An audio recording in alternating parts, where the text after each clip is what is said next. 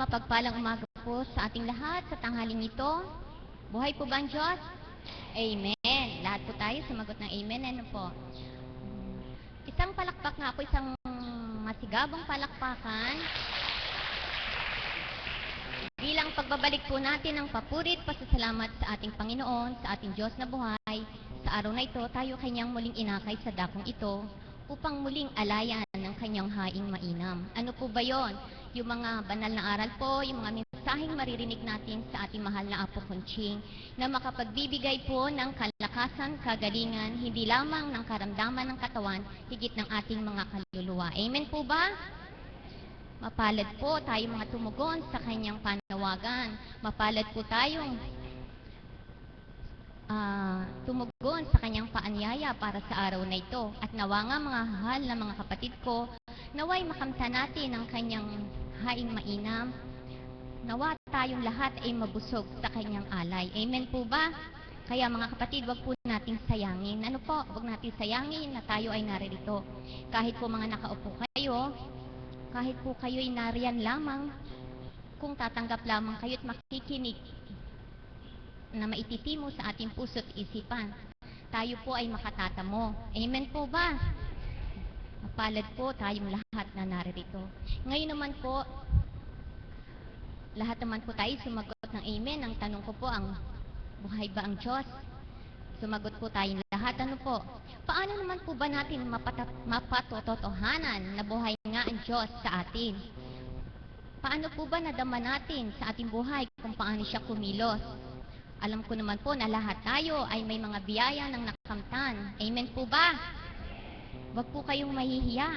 Yung pagtayo nyo po sa harap na ito, ito'y isang pagbabalik ng papurit pasasalamat sa Kanya sa lahat ng mga ating natanggap na biyaya na mula sa ating Panginoon. Kaya mga kapatid, wag po kayong mahihiyang tumayo dito. Kung minsan nga po sasabihin nyo, anong sasabihin ko? Anong ibabahagi ko? Subukan po ninyo, pag kayo po ay nakatayo na sa dakong ito at hiningin nyo ang patnubay ng banal na Espiritu, maihahayag po ninyo kung ano yung nasa puso ninyo. Amen po ba? Huwag po ninyong ikahiya na ipahayag, na ipagsigawan, ipangalandakan ang kabutihan ng ating Panginoon, ang kadakilaan niya, kung paano natin nadama ang pagmamahal niya. Amen po. Ngayon po, may nais po bang mag-volunteer sa inyo upang ihayag, ipangalandakan na ang nabuhay ang Diyos sa Kanya? Na kung paano niya nadama na kumilos sa buhay niya ang ating Panginoon. May nais po bang mag-volunteer sa inyo? Wala po ba? Wala po ba kayo nakamtang biyaya? Sa araw-araw po ng buhay natin, may marami po tayong biyayang nakakamtan. Amen po ba? Nahiya po ba kayo? Huwag niyo pong ikahiya, mga kapatid ko. Kung wala pong magbo-volunteer sa inyo, ito'y ibinabahagi lamang po sa akin. Noon po na hindi pa siya napupunta sa dakong ito, maraming katanungan sa kanyang kaisipan. Maraming katanungan sa kanyang pamangkin kung ano nga ba ang dakong ito, kung ano nga ba ang ginagawa sa dakong ito, bakit patuloy na pumaparito, at para bang nasasayang ang buhay sa paglilingkod sa dakong ito. Subalit dumating po ang takda na ang kasagutan na ibigay sa kanya. Sa bilang katauhan niya, siya'y inakay sa dakong ito. Ang Panginoon po, kapag kayo may mga katanungan, siya rin po ang sasagot at magbibigay ng kaparaanan kung paano ninyo makakamtan ng kasagutan. Ang kapatid nating ito ay nakatamo ng karamdaman. Subalit ito'y naging kaparaanan lamang upang lahat ng mga katanungan sa kanyang kaisipan ay magkaroon ng kasagutan. Siya po mismo ang nakasilay, siya po mismo nakarinig, at siya po mismo ang nakadama kung ano nga po ba ang gawain ito. Nais ko pong tawagan ng kapatid kong ito, hindi ko po alam ang pangalan niya. Subalit, wala pong nasayang sa pagtanggap niya, sa pagtitiwala niya, sapagkat nagkaroon na po siya ng kapakinabangan. Nais ko pong ibahagi ng kapatid kong ito kung paano ba ang biyayang natanggap niya.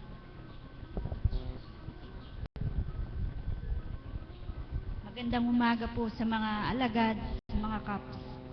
Sa inyo po lahat, magandang umaga. Salamat po sa Ama. Kung natatandaan niyo po, 3 buwan, nakaupo po ako. 3 tao po nagbubuhat.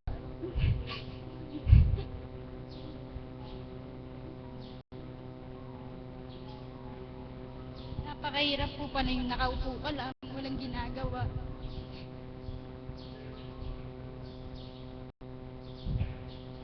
Hindi po kasi ako sanay na nakaupo lang.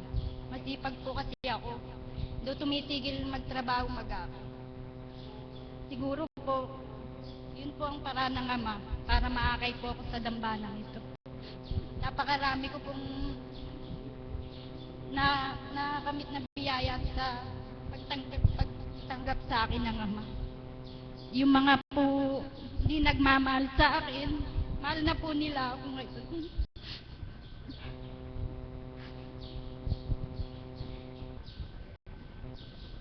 Sabi nga po ng asawa ko, natutuwa na rin ako nangyari sa iyo yan. Kasi mahal ka na ng mga kapatid ko at saka magulang ko.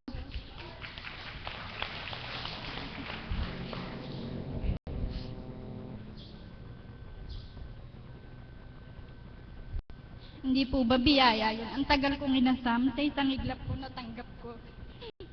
Kaya galak na galak ko ang puso ko.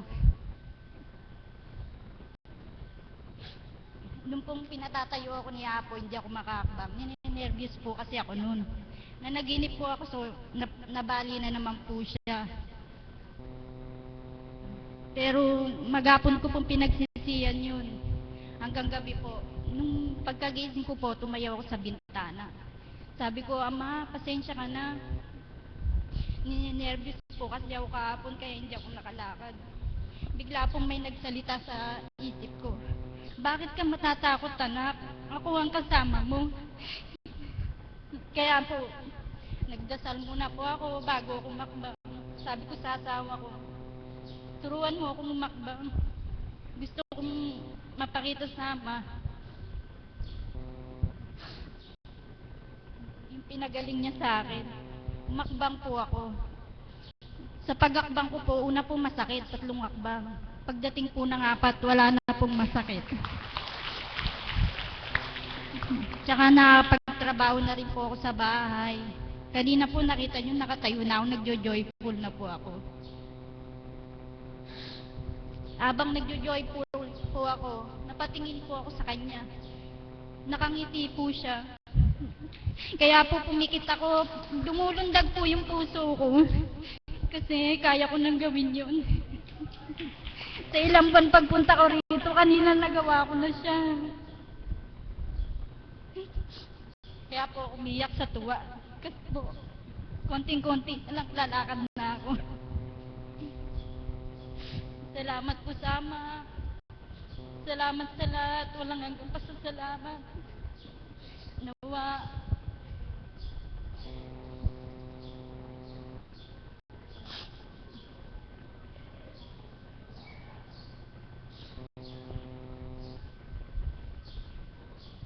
Salamat kapatid sa pagbabata mo ba at sa pagtanggap mo. May nasayang ba? Wala po. Yan po ang katotohanan mga kapatid sa pagtanggap po, sa pagbabata at sa pagtitiwala. Tayo rin naman po ang makikinabang nito. Kaya mga kapatid, huwag niyong sayangin ang bawat na inaalay sa inyo sa dakong ito. Mapalad ka kapatid. Tignan mo nga sa dating buhay mo, marami kang katanungan sa kaisipan mo. Subalit nang ikaw ay naakay sa dakong ito, hindi lamang kasagutan sa ang mga katanungan sa kaisipan mo ang nakamtan mo. Marami pang biyayang nakamtan mo, hindi po ba? Sa kaparaanan na karamdaman man yan, subalit yan lamang po ang ginamit upang kayo ay maakay sa dakong ito. Kaya magpurit magpasalamat ka sa ating Panginoon. Muli po, may isa pong kapatid na nagbo-volunteer na nais magbahagi. Tinatawagan ko po ang kapatid na Ana Lakap.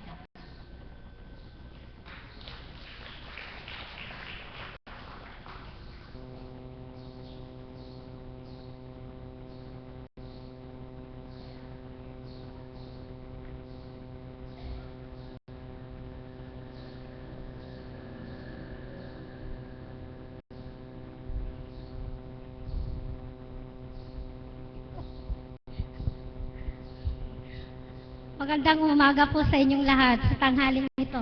Nagulat po ako, bakit po ako ang natawag? Pasensya na po kung ako po natulala sa isang tabi dahil hindi ko po alam. Ang may babahagi ko po sa inyo, napakarami pong biyaya na dumating sa aming buhay, lalo na po sa pagsubok sa buhay ko. Ito po ako, nagagalak at nalampasan ko po ang mga pagsubok na yon. Lalo na po sa aking kabiyak ng puso. Nasabi ko nga po sa inyo, sa kabila ng kanyang karamdaman, hindi po siya marunong magsimba. Subalit po, nagpapasalamat ako sa Ama na sa ngayon po, natuto na po siyang magsimba. Minsan nga po, nagbibilang tao ako, dala nga po ng maraming pagsubok sa paligid, kapitbahay, pamilya, o ano paman. Subalit po, nandyan siya, ginagabayan niya ako, nang sabi niya sa akin, magtibay ako. Dahil darating ang oras na yon, malalampasan ko ang mga pagsubok na yon.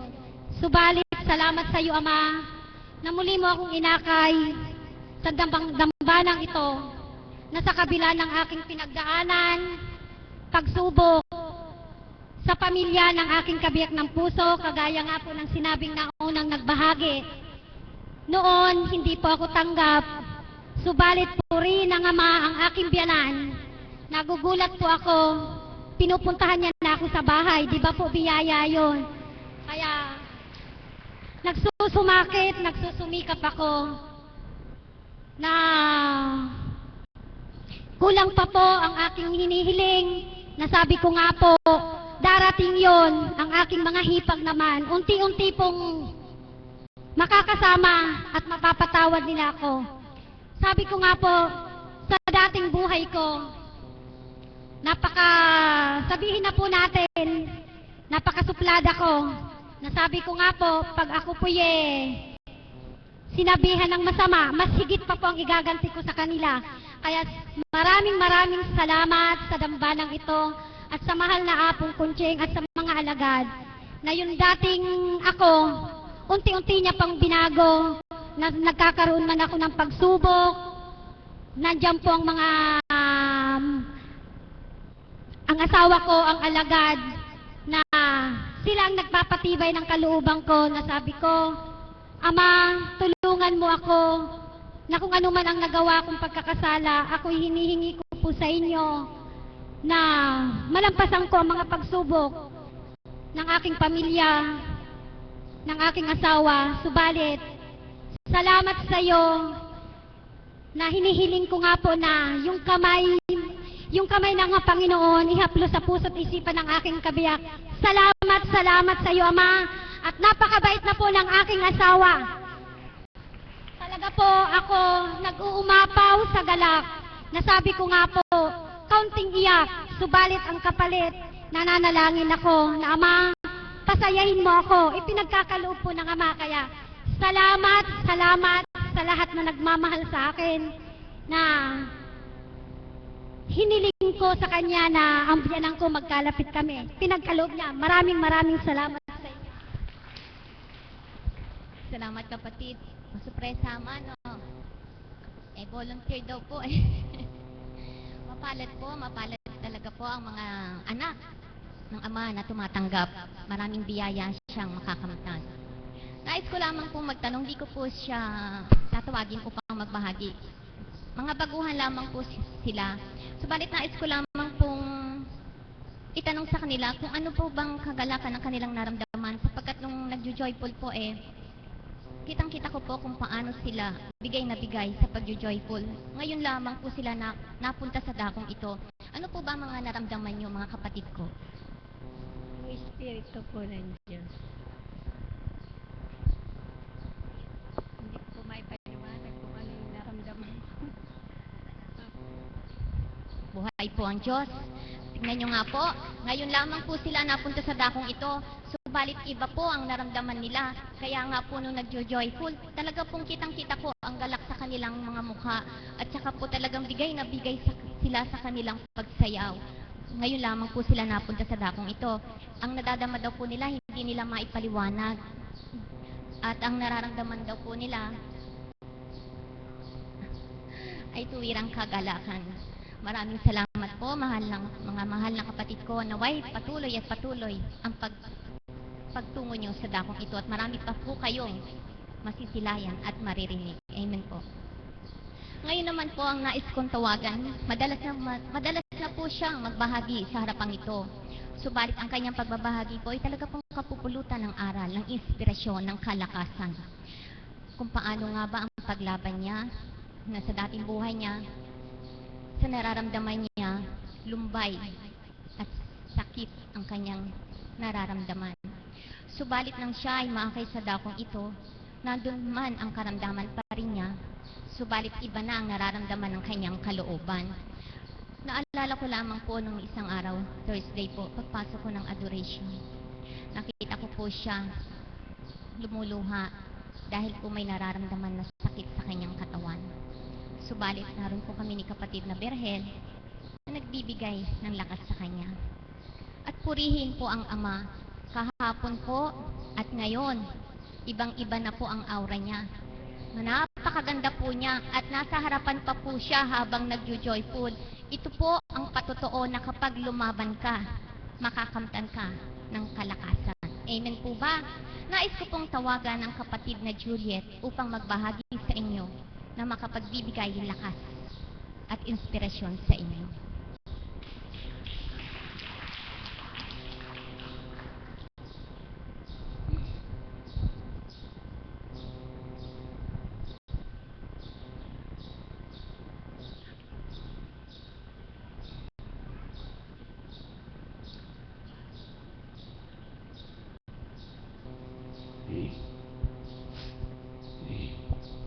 Muli po sa inyong lahat po na nandirito, magandang tanghali po sa inyong lahat, sa inyo po, sa mga alagad, sa lahat-lahat po, sa mga choir, sa IT team, sa mga CAPS, at syempre po, lalong-lalo na sa ating mahal na Apo Kunching. Kagaya nga po ng sabi ni Tita Dory, nung isang araw nga po, nung Huwebes, sobrang tindi ng sakit na nararamdaman ko pagpasok ko pa lang dito. Kasi po siguro sa ngayon maraming bago na nandirito kasi araw ng Sabado. Doon po sa mga hindi nakakaalam, sasabihin ko po ulit ang aking karamdaman. Sa isang ordinaryong ina po na kagaya ko na napakalakas ko dati. Wala akong iniintindi kahit ano dinaramdam ko. Kumikilos ako, gawa nung ako po ay may anak na maliit. May anak akong isang taong gulang na mahigit. Na bigla po akong dinapuan ng karamdaman. Nawala po sa hinagap namin na ganon ang aking karamdaman. Ang akin nga pong sakit ay cancer. Cervical cancer na stage 3B. Kaya po ako, yung dating malakas na katawan ko, nung sinabi po sa akin ng doktor na ganun ang karamdaman ko, bigla pong naglaho lahat. Lahat ng saya sa katawan ko, lahat ng dating nararamdaman kong ginhawa, naglaho po lahat. Kasi napakahirap pong tanggapin. Napakahirap tanggapin na magkakaroon ka ng ganung sakit. Kahit siguro po kayo, tanungin nyo sa sarili nyo, paano kung dumating sa inyo na biglang sabihin ng doktor may cancer kayo, may cervical cancer kayo na ganun na kataas ang stage. Di po ba manlulumo din kayo? Kaya po ako nung mga time na yon, kahit gaano ako kalakas, sobrang nanghina po talaga ako. Nasa sobrang pag-iisip ko po, nahulog talaga katawan ko na nandyan na po yun talagang sa sobrang pag-iisip, dinurugo na po ako ng madalas. Nasa sobrang pag-iisip din po, hindi po ako nakakakain at nakakatulog. Na patuloy ko pong iniinda sa araw-araw hanggang sa ilang beses nga po akong nabalik ng ospital. Kaya sobrang nagpapasalamat po ako dahil napunta po ako sa dambanang ito.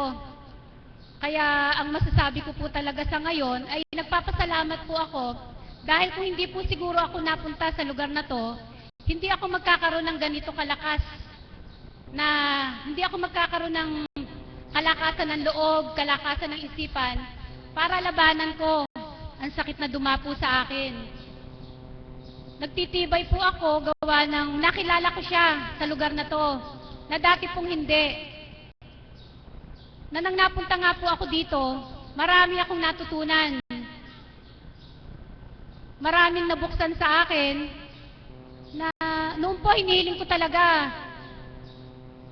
Kagalingan lang ng aking pisikal, kagalingan lang ng aking katawang lupa ang hinihiling ko. Subalit nang napunta nga po ako sa dakong ito, maraming pinagalingang ama. Hindi ko pa man po nakakamtan ang kagalingan ng aking katawan, subalit nararamdaman ko ang kagalingan ng aking kaluluwa. Kaya nagpapasalamat po ako na ako ay napunta rito. Ako po ay masayang-masaya at nalulungkot din. Nalulungkot po ako sa kadahilan ng sa isang linggo, posibleng hindi kami makarating sa lugar na to, na nakasanayan ko na sa araw-araw. Sa araw-araw ng buhay ko, sa pakikibaka ko sa sakit ko, nasanay na ako na pag makapananghali, nandito na kami. Na dito ako humuhugot ng lakas para mapaglabanan ko ang karamdaman ko. At nagagalak ako na napunta ako sa lugar na to. Kasi marami akong taong nakilala, maraming tao na gumabay sa akin sa pagdarasal. Alam kong ang mga alagad, ang mga kaps, lalong-lalo si Apo, idinadalangin nila na makamtam ko ang kagalingan ng katawan ko. Na yun po ang labis na pinagpapasalamat ko. Na maraming tao ang hindi humuhusga kung ano karamdaman ko. Na hindi nila ako pinandidirihan dahil sa sakit ko. Na malawak ang pangunawa nila. Na hindi ko alam nila na may sakit kang ganyan, ilalayuan ka. Sila po ay mga nandirito, malawak po ang pangunawa nila. Na kahit ano po ang karamdaman na dalhin dito, hindi nila kayo pandidirihan. Sa halip, aakayin nila kayo. Sa halip, bibigyan niya tayo ng lakas ng loob para labanan at malampasan ang pagsubok. Sa akin nga po, hindi ko naman po tahasang ipinagpapasalamat na ako ay nagkaroon ng sakit. Sino ba magpapasalamat na dinadapuan ka ng sakit na ganito? Subalit sa akin nga po, sa karanasan ko, base sa pangyayari sa buhay ko, kung hindi po talaga dumapo sa akin ang karamdamang ito, hindi ko po siguro mararamdaman ang sarap ng puso ko sa yung mga nadarama ko sa ngayon. Yung pagkakakilala ko sa kanya, na nananalig talaga ako na hindi, na sa bawat oras na nakikipaglaban ako sa kirot, sa sakit na nararamdaman ko, talagang dinadalangin ko po sa kanya na maparam lahat ng kirot. Kagaya nga po ng mga dati kong sinabi, hindi man po niya ipinagkakaloob sa oras ng aking pagdarasal, subalit paglipas po ng ilang oras, nangyayari po. Kagaya nga po ng sabi ni Tita Dory, nung Huwebes, pagpasok ko lang po dyan, nananangis na talaga ako. Dali-dali po akong pumasok sa adorasyon, niyaya ko si kapatid na Berhel, at nagpahagod po ako sa kanya. Habang hinahagod po ako ni kapatid na Berhel, iyak po ako ng iyak, nakikita niya kung hindi ako umiyak ng malakas, talagang agos lang ng agos ang luha ko sa nadarama kong sakit. Subalit habang hinahagod nga po ni kapatid na Berhel, nakakaramdam ako ng kaginhawahan. Hindi man po talagang napawi yung sakit, pero nakakaya ko po yung sakit, hindi kagaya nung kapapasok ko lang na sobrang tindi ng sakit. Hanggang nang hagurin nga po ako ni kapatid na Berhel, pagkatapos niya, si Tita Dory naman. Kala siguro ng Tita Dory hindi ako dumating kasi wala ako sa kinauupuan ko. Nang nakita nga po niya ako, nananangis ako sa adorasyon. Siya naman po ang humagod sa akin. Siya po ang nagdasal na napakasarap naman din po ng naging pakiramdam ko. Kung napawi po ng bahagya nung hinagod ako ni kapatid na Berhen, mas nadagdagan po, kumbaga mas nabawasan pa nang hinagod ako ni Tita Dory. Kaya salamat po sa kanila. At nung medyo na-relax na nga po ako, lumabas na ako dito. Masakit pa rin po, masakit pa rin. Hindi nga lang ganun nakatindi. Hanggang sa nang lumabas na nga po ang apo, na talaga pong kay buti ng Ama. Na talagang habang nagsasalita po ang apo, habang nagngangaral siya, natuon ang atensyon ko sa kanya. Na nawala na yung isip ko sa pananakit ng puson, balakang at likuran ko. Kaya po, talagang napakabuti ng Ama kasi habang nagsasalita pa lang si Apo, gumagawa na siya ng kaparaanan sa atin kung paano tayo unti-unti na niyang pinagagaling. Na kung itutuon lang po natin ang atensyon sa bawat binibigkas ni Apo, mararamdaman po natin, kahit hindi man natin siya nakikita, madarama po natin yon na mahal-mahal tayo ng Ama. Na sa akin po, nung mga panahon na yon, nung mga oras na yon, na napaling po ang atensyon ko kay Apo, talagang hindi ko na po naramdaman na napaparam unti-unti yung sakit. Kaya ako po nalulugod, lalo na po nung hawakan ako ni Apo, na talagang napakalamig, sobrang lamig ng palad niya. Na sa tuwi-tuwi na kapag ako'y dinadampian ni Apo, pakiramdam ko'y hindi talaga siya, na ibang kamay ang humahaplo sa aking karamdaman. Kaya nung hanggang sa matapos po iyon, maaliwalas na mukha ko. Hindi na ako nagkakandaiyak, tuwan-tuwa po ako. Yun nga lang po, ang naiwan sa katawan ko, sa sobrang sakit yung panlalata. Talagang hanggang sa nakauwi po kami, latang-lata talaga ako. Kaya ako po, sobrang nagpapasalamat po ako sa lahat-lahat. Dahil kagaya nga rin po nung nasa ospital ako, nagpapasalamat po ako sa mga taong tumulong sa amin. Dahil siguro po alam niyo naman na ang karamdaman ko, hindi basta-basta ang gastos. Yun, unang-una pa lang po, yun ang nagpapasakit na ng ulo ko, na dinapuan ako ng ganitong sakit, saan kami kukuha ng panggastos. Na nung mga panahon nga po na nasa ospital kami, nagpapasalamat ako dahil ang daming dumarating na tulong, ang daming mga tumutulong. Na nang mapunta nga po ako dito, nung nasa ospital kami, nagpapasalamat ako sa kanila. Na nung napunta po ako dito, hindi pala sila ang dapat kong unang pasalamatan. Ang dapat ko po palang unang pasalamatan ay ang Panginoon. Dahil kung hindi sa Kanya, kung hindi niya hinaplos ang puso ng mga tao na yon, hindi po sila siguro makakapunta sa ospital para bigyan ako ng tulong, para tulungan kami sa mga pang-araw-araw na gastos namin. Kaya nagpapasalamat po ako sa Ama na hinaplos nila ang puso ng mga kaibigan, kamag-anak, na tumulong po sa amin nung mga panahon na yon. Ganon din po, nagpapasalamat ako sa lahat ng tumulong sa amin. Kaya ako po, labis-labis na nagpapasalamat sa araw-araw sa kadahilan ng hindi ko pa po talaga alam kung ano ba ang kalagayan ko ngayon. Kaya sa Lunes po, babalik po kami sa Jose Reyes. Malalaman po namin kung ano na ba talaga ang kondisyon ko. Kasi po, itong mga nagdaang araw, wala na. Sana nga po, wala na. Diyos ko po, dinadalangin po namin. Talagang sa araw-araw, sa bawat oras, 10 ng aking pamilya, at ganun din po siguro ang mga alagad na sa araw-araw, na sa bawat oras ng pagbibigil nila, kasama po nila ako sa panalangin nila, na makamtam ko talaga ang kagalingan. Kaya sa makalawa po, pagluwas namin,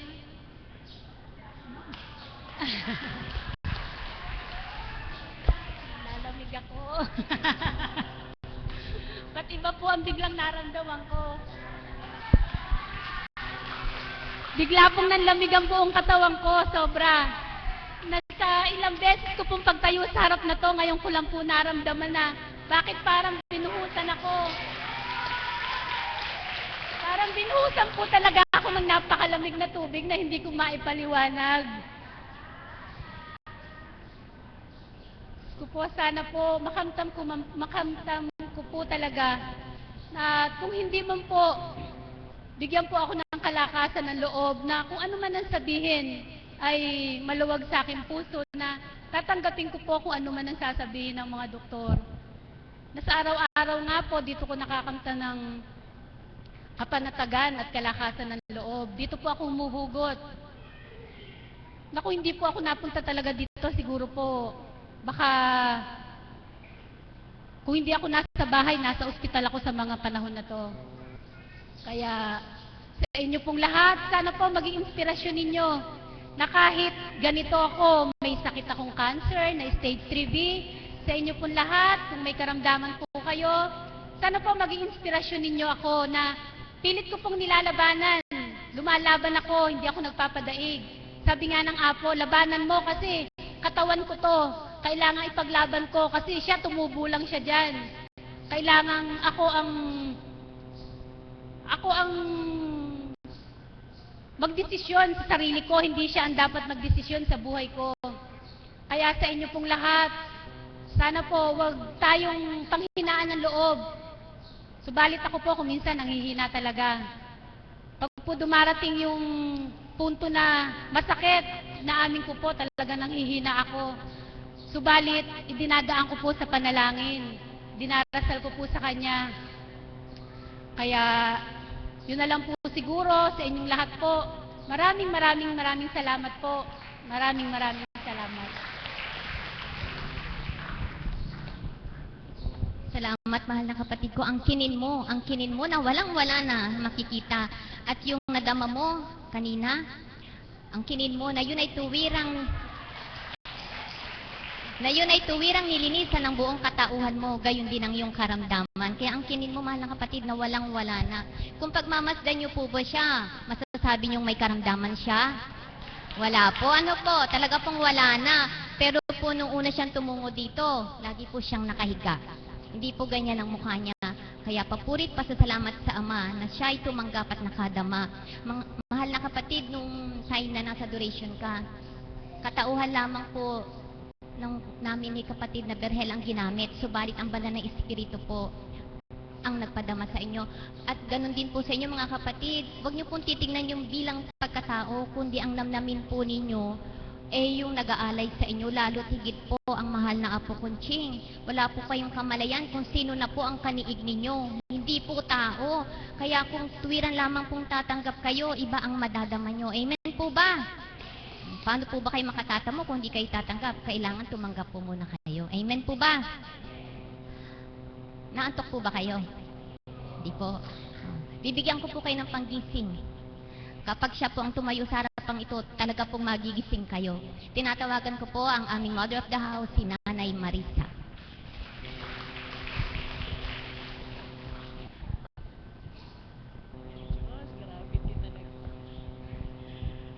Papuri sa iyo, Ama, ay walang katapusan. Sa bawat oras, sa bawat araw, kailanman ay di ka nawawalay. Bagkos ang iyong pag-ibig, ang patuloy kong nararamdaman, upang sa dakong mong banal, ikay paglingkuran ng buong katapatan, sa pamamagitan ng inyong kinalugdan ang aming mahal na Apo Conching, na sa amin ay ginamit mo upang matunton ang iyong kabanalan, at sa dakong ito ay tuwiran kang makilalang lubusan.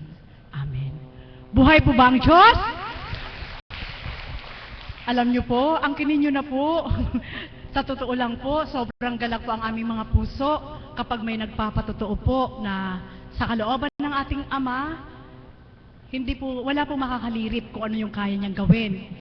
Subalit tayo po na inaangkin natin na buhay siya, alam po natin na kaya niyang gawin. Buhay po ba ang Diyos? Sa bawat araw po ng pagtungo sa dakong ito, sadya pong madarama po ninyo, hindi lamang po ang magsuri, kundi ang malalim na pagninilay sa bawat kaganapan ng bawat isa na tumitindig sa gitnang ito. Amen po ba yon? Kaya kung atin pong susuriin, bawat isa po sa atin ay nakikinabang. Kahit po yung kaganapan sa tumitindig sa dakong ito, hindi kaganapan sa inyo, darating po ang takda na maaaring maganap sa inyo, alam nyo na po kung anong gagawin. Buhay po ba ang Diyos? Kaya yun po ang kahalagahan ng pakikinig na habang pinagmamasdan ko po si kapatid, inaangkin po namin sapagkat Minsan po, may mga aura. Kayong po mismo sa sarili nyo, mararamdaman nyo po yun. Humarap po kayo sa salamin. Before and after, makikita nyo po. Doon pa lang po, pag may makikita na po kayong pagkakaiba sa katawan nyo na binago kayo ng Diyos, sigurado may gumaling na sa inyo. Buhay po ba ang Diyos? Kaya lang, minsan po, nagkakaroon ng kaukulan na maaring mabigo. Sapagkat, sabi nga ng ating banal na Espiritu sa pamagitan ng ating mahal na Apo Kunching, kapag hindi patakda, may paraan. Subalit pagtakda na, kahit anong gawin, wala tayong magagawa, kundi ialay at ilagak sa ating dakilang amang mahal. Amen po ba yun? Kaya sa bawat araw, magpunyagi po tayo. Mabait po ang ating Panginoon. Ang kagandahang loob niya ay hindi kayang liripin ng sinuman. At sa tuwinak po, wala po siyang pinipili, wala nga po siyang kondisyon, kundi lahat po tayo kaya niyang abutin kung paano maiangkop yung pag-ibig na kailangan natin sa bawat araw. Buhay po ba ang Diyos?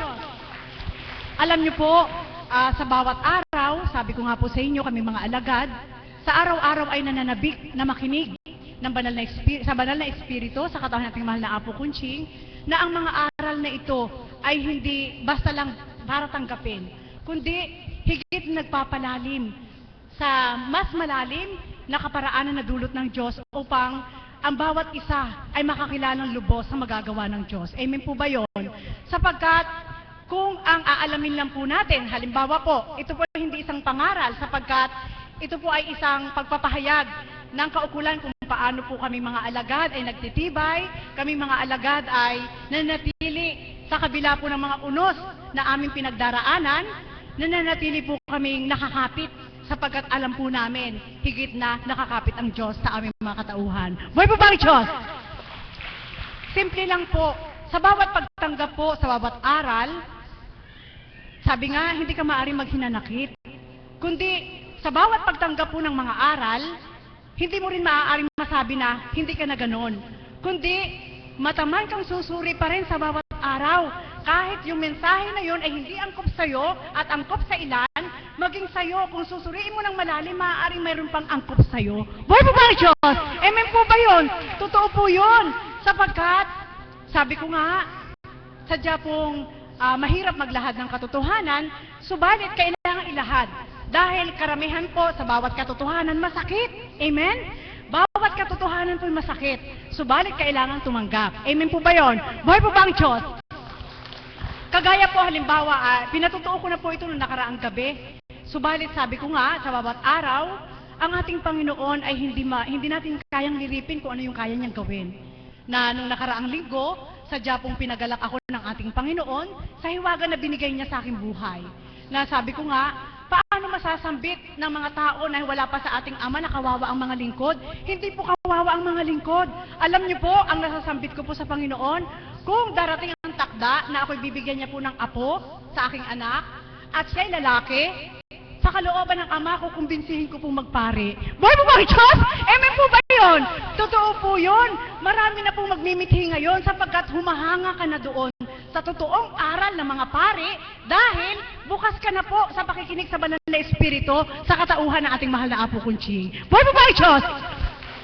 Sapagkat isang araw po, sadyang napakagalak at sabi ko pa, may sinabihan pa ako isang alagad, siguro kung ibabalik lang ang panahon ng ating Panginoon na ganito na tayo kabukas, na sa pamamagitan ng ating mahal na Apo Kunching ay nauunawaan na natin yung aral ng Diyos at kung magagawa natin, hihilingin ko sa Diyos na maging lalaki ako, magpapari ako. Buhay po ba ang Diyos? Amen po ba yun? Totoo po yun. Sapagkat ganun po pala, kapag ang ating Panginoon ay patuloy mong nararamdaman, yung ginagampanan na po natin ngayon ay hindi para sa ating sarili, kundi nagpupunyagi po tayo na hindi man makababa ang ating Panginoon para tumupad, tayo man lang po ay makatupad parang kasama na natin ang ating Panginoon. Buhay po ba ang Diyos? Bakit po? Sapagkat sabi ko nga po sa inyo, ginawan po ako ng nakagalakan ng ating Panginoon. Subalit ang naging epekto po sa akin, alam niyo po, bumagsak ang BP ko sa sobrang galak. Buhay po ba ang Diyos? Amen po ba yun? Binahagi ko na po ito nung nakarang araw, subalit ito ay naaayon sa pagbabahagi ukol sa paghahandog mo sa Diyos.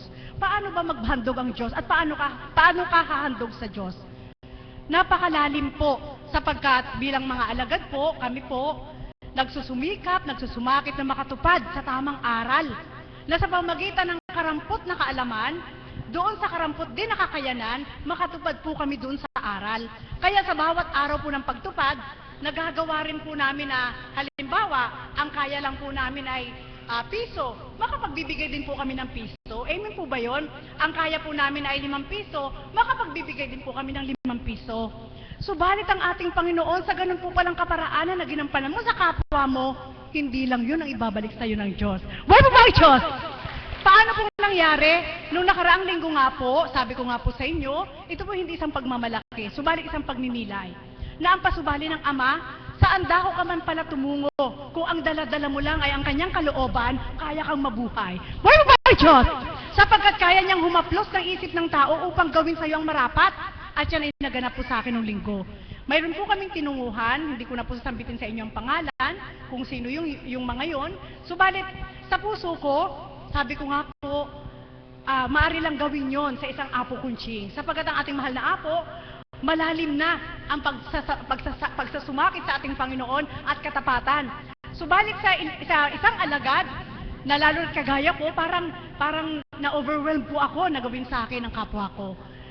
May tinunguhan po kami, may hinatid kami sa airport, tapos pagbalik po namin, may dinaanan po kami, hanggang sabi ko nga po sa inyo, ang kaaliwan ko po ngayon, ako bilang alagad hindi na po yung mga material na bagay na bibili ako, kundi ang kaaliwan ko po ngayon, yung pag minsan dumarating bilang tao, yung ma-stress ka, at marami kang pinapasan, na alam mo namang dalhin, subalit yung may makita ang mga mata mo na maganda sa paningin mo, nakakawala ng stress. Buhay mo ba, Diyos? Amen po ba yun? At sa tinunguhan po namin, sadya po napakadakila ng ating Panginoon. Naaliw po ang aking mata. At sa kaaliwan ng aking mata, mayroon po akong hinahanap na bagay na hindi ko mabili dito dahil mahal. Subalit doon po sa pinuntahan namin, yung bagay po na yun ay magaan lang. At tamang-tama lang po sa dala kong baon, sapagkat hindi ko naman alam na dadaan po sila. At nang dumating na po yung punto na, sabi po nung manugang po nung kasama po namin, papayo po yun ng alagad dito, sabi po niya, tita, wag mo na ikang gagastusin yung pera mo at ikakard ko na lang kung ano yung mabibili mo. Anak, ganun din yun kung ikakard mo, bukas babayaran. Hindi po after 1 month saka pababayaran, parang pandam ako, wow, makakautang ako. Boy mo ba, Diyos? Amen po ba yun? At nung oras po na yun, sabi ko po sa kanya, sige anak, ganito na lang. Sige, pag ika-card, okay lang ako. Kasi wala kaming card. Sabi nga namin, kaming mga taga Divine Mercy, hindi naman lahat ay may kakayanan. Mayroon po sa aming payak, kagaya ko po, payak po ako. Wala po kaming card. Kaya pag may bumibili po sa amin ng itlog, sinasabi po namin na kaming mga taga Divine Mercy, wala kaming bangko. Dahil ang bangko namin, buhay po ba, Diyos? Po ba yun? At pagkatapos po nun, nilagay na nga po, tita ito pa, hanggang umabot po sa ganun. Napakarami na po ako nakikita na, parang ko, Ama, kahit sabi niya, o sige ka ako, after 1 month, kayang-kaya ko na yung bayaran. Po, ano po, ito na po, hilera na magbabayad. Alam niyo po kung anong sorpresa ng Ama? Talaga po, sabi ko nga po, buti hindi ako natukso ng gusto. Sapagkat kung natukso po ako, baka hindi lang yun yung nakuha ko. Una pa lang nalaman ko na hindi ako magbabayad, baka hindi lang yung kinuha ko. Subalit purihin ang ating Panginoon, kapila ko po doon, ay binayaran po nila libre. Boy mo ba, Diyos? Alam niyo po, ito po hindi isang pagmamalaki. Pinakikita ko lang po sa inyo kung paano kumilos ang ating Panginoon.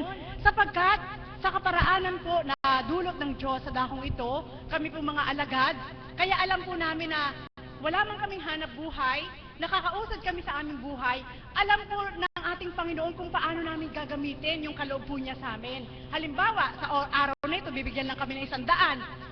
Alam po ng Panginoon kung saan lang malalagay yung 100 na yon. Hindi siya magbibigay ng labis na maipagkakasala mo at hindi rin siya magbibigay ng kulang na malulumbay ka, kundi parehas tama lang. Kaya nagagawa po namin na iwanan kung ano yung una at makontento po kami ngayon. Amen po ba yun? Subalit ang ating Panginoon, masurpresa po pala. Nung oras po na yun, alam niyo po, naramdaman ko po yung sinabi niya, mula ulo hanggang talampakan, ang pawis ko po'y bumaba hanggang paa, napakalamig. At gusto ko pong umiyak po talaga ako, tumulo ang luha ko, na hindi ako makapaniwala na gagawin sa akin yun ng Diyos. hanggang nangusap na lang po. Sabi ko, Ama, ako ba'y naging malabis? Humingi akong tawad sa'yo. Hindi, anak. Yan ang patutuo ko sa'yo. Katabi mo man, kakilala mo man, maaari kong haplusin ang isip nila upang bigyan ka. Buhay mo ba ang Diyos? Amen po ba yun? Mga kapatid, ano ang aral? Hindi lang sa akin yung pwedeng maganap. Maging sa inyo po, pari din po yung maganap. Amen po ba yun? Sapagkat ang ating Panginoon, wala po siyang itinatangi. Lahat ng kaukulang naghahandog ng matapat sa Kanya na hindi yung kaukulang babasihan natin sa material sapagkat hindi naman magtatanggap ng ating Panginoon ng mga makamundo na bagay sapagkat yun ay lahat ay galing sa Kanya. Subalit ikaw na nagpapakatotoo sa Kanya, alam po niya kung paano Kanyang pagagalakin. Hanggang sa sasakyan po, umiiyak po ako sa galak na hindi ako makapaniwala na gagawin niyo sa akin ng Diyos. Sapagkat, lagi po akong sanay na kung kailan ando na ako sa bangin, ay doon ako sinasalo. Subalit nung oras na yon, wala pa ako sa bangin, pero sinalo niya ako. Boy mo ba, Diyos? Ay pagkatapos po nun, lumipas po ang ilang araw, nung gabi na yun, hanggang gabi, pinagninilayan ko po yun. Na ayoko po na tinitigan ko yung mga binili na yon. Sabi ko, Ama, sobrang galak ang puso ko. Pero hindi ko ito pwedeng galawin. Gusto ko pang pagnilayan ng ilang araw. Bakit mo ginawa sa akin? Sa sobrang galak ko, nag-fluctuate ngayon. Sa galak ko, ginawa ko lahat ng trabaho. Dahil hindi ako napagod. Amen po ba yun? Alam niyo po, bumagsak ang BP ko. 80-60. Boy mo ba, Diyos? Hanggang nung gabi po na yun, manhid na po ito. Hanggang buong katawan, hindi ko maigalaw sa sobrang galak. Anong aral po? Ganun po ang ating Panginoon. Kung ikaw ay nakakadama ng kagalakan, gawin mo lang na wag sobra. Amen po ba yun? Sapagkat naganap po sa akin, sobrang galak ko, bumaba yung BP ko, dahil sa galak ko, marami akong nagawa. Parang hindi ko naramdamang mapagod, mapagal. Subalit sinigil din po ako.